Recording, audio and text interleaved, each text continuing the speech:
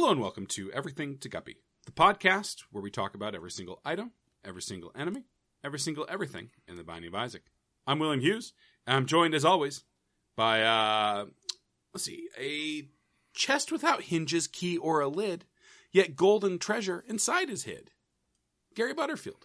Mm-hmm. It's my butt. It's an egg, Gary. Actually, according to Tolkien, it's an egg. Oh, dang. It's an egg. Yeah. I think you can make an egg with a lid. Gary, you're the Eggman. I am not the Walrus. Yeah. No, especially not if you're, not graduating from a certain university. Which, maybe, moratorium. Not a veto, just a moratorium. Yeah. We could leave that one in that episode. Yeah. So no if one anybody doesn't ever need to does become the catchphrase. If somebody did a bar graph of the podcast, there'd be this one weird spike. And then That's boy, and good luck on your graduate thesis. Good luck on your graduate feces. What recommends this over like Mystery Sack? Oh, Little Chest. Yeah, Lil Chest. Like nothing. It's just nice to have them both. Yeah. Like they both do nice things. It's just such a weird, this is like a pretty good little item, but it's also just, it feels like there are several items that accomplish this to me. Yeah, like the variety of what it can do is good. It's a little chest. It's a familiar. It follows you around. Its item description is a reference to the hit film Seven. Oh, yeah. What's in the box? Yeah. What's in the box? It's your wife's head. Oh. Well, that famous Kevin Spacey line. Yeah. It's your wife's head. You never saw me. You never saw me cut off the wife's head. Yeah, but I have cut off the wife's head. Yeah, that did. Hey, I say. I do declare that I am a monster, and I've cut off the head.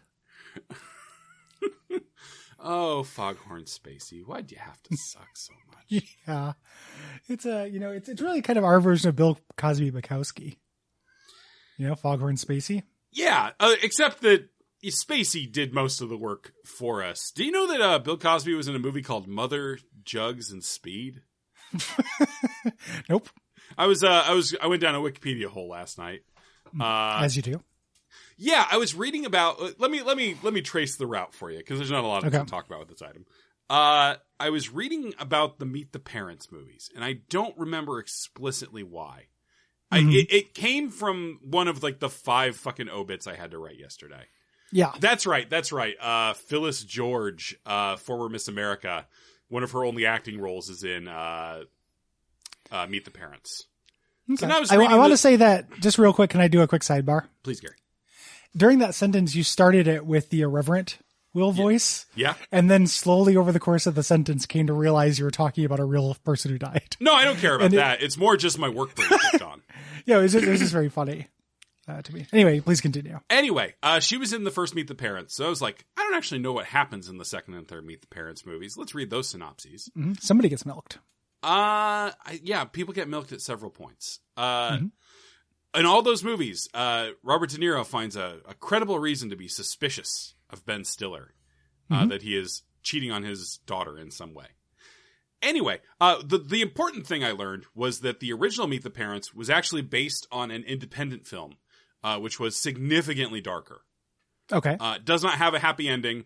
The ending of it is that the guy, the Ben Stiller type character, mildly criticizes his girlfriend's sister's singing, and she goes upstairs and hangs herself with a note saying, "Greg killed me." Oh boy. And then the family chases him away.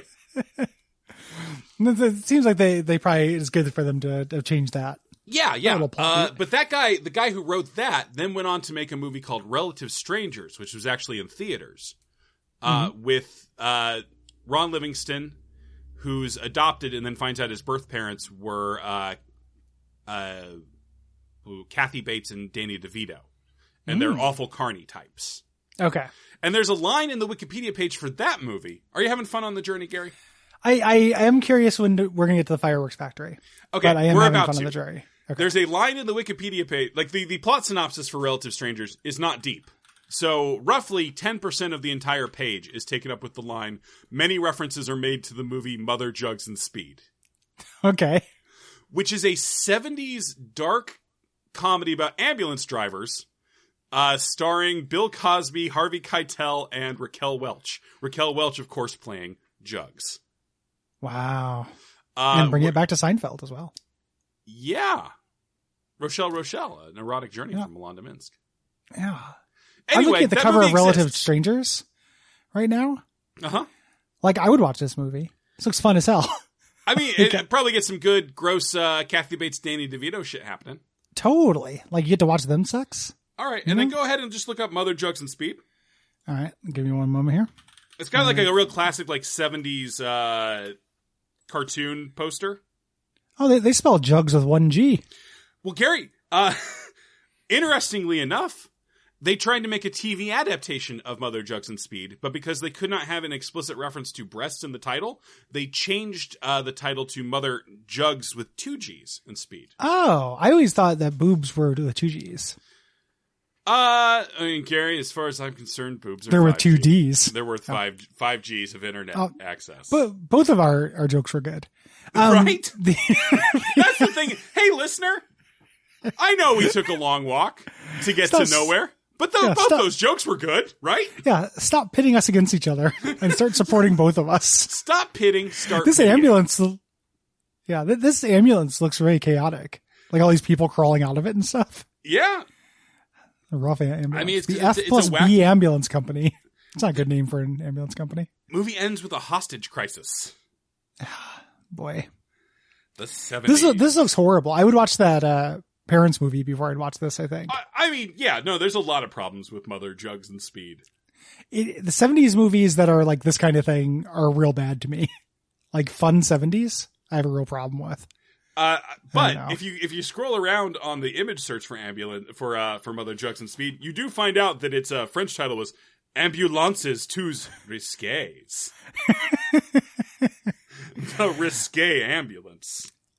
Man, there are a lot of like different posters for this. This other cartoon poster here is really good.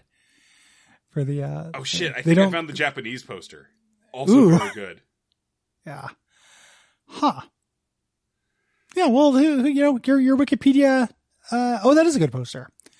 Your Wikipedia diving paid off for once. For once. Yeah. Little chest, it drops all the items you could get from a brown chest. So keys, hearts, coins, basically. Yep.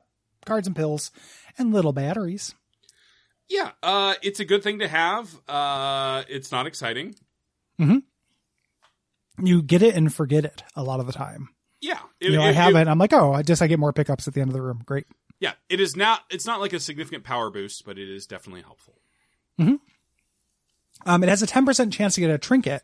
And if you get BFFs, the trinket or the trinket chance goes up and the room chance goes up quite a bit. I misread that first. I thought the trinket chance moved up to 31%. And I was like, holy shit. Yeah, that's too many trinkets. Too many trinkets. Speaking of which, next episode is Trinket Sunday? Yep. Next episode is Trinket Sunday. And we're going to do it right. No, we got to do the outro. Yeah, I know. Patreon.com. You guys don't do like outros and shit on Monster My Podcast. Mm-mm. Is that the whole point? Yeah. It's also, we used to take turns editing that. And then it's so easy to edit. The Cole is like, it's not worth me uploading this and like, putting this in Dropbox for you to edit. I'll just edit them. And it's very liberating because I just get to go like, that's probably good. And then he has to find the cutoff point. Yeah, that's it. It sounds like a beautiful challenge, and Cole sounds like a beautiful person. I did forget that the review for this particular episode is 9 million words long, so we should probably get to it. Oh, okay. I thought you were going to say it was 4 stars for a second. I was going to lose my fucking mind. Lose my fucking goddamn mind. Right. By the way, give us some money. Yeah, patreon.com/Duckfeed.tv. This is a 5-star review from No Gills, Only Refills. Thank you.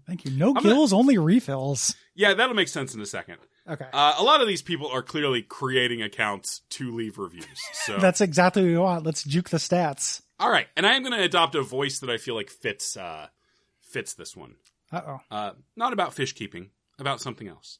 Okay. I got some fish from my nephew last Christmas, along with other things he felt would make me a little less lonely. Balder Poppy, I say. I may be middle-aged, but I'm not in the grave, and this podcast helps with that quite a lot. Will and Gart are two charming chums who have wonderful chemistry. You can tell that they are actually friends, I think.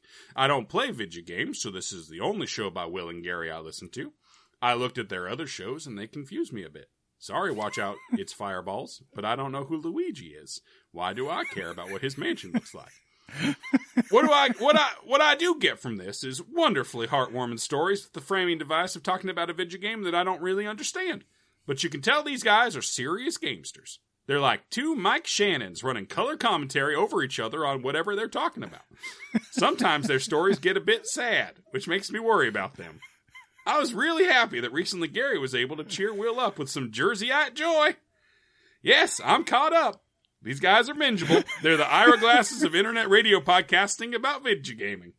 I am writing this because lately they have been saying they have no reviews, and I realized I never wrote one. And I'm sorry that this comes months later because I know that this is your income. Even though you kayfabe it's a joke, I know that it feels bad not getting recognition.